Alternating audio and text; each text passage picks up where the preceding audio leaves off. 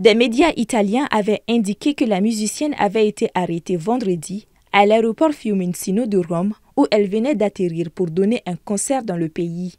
L'information a ensuite été confirmée hier dimanche 23 juin par le parquet de Bruxelles.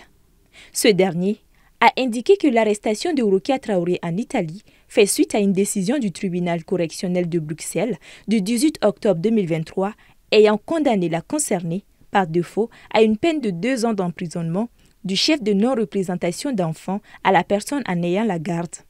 Les autorités italiennes n'ont pas commenté l'information pour le moment. La chanteuse et guitariste malienne avait déjà été condamnée par défaut en mars 2020 à Paris en vertu d'un mandat d'arrêt européen car un tribunal belge lui avait ordonné de rendre sa fille, âgée aujourd'hui de 9 ans, à son père belge. En dépit d'une interdiction de quitter la France, elle s'était envolée avec sa fille pour le Mali. Cette année-là, le gouvernement malien avait plaidé pour un retour équilibré entre Rukia Traoré et le père de son enfant qui n'avait que 5 ans à cette époque.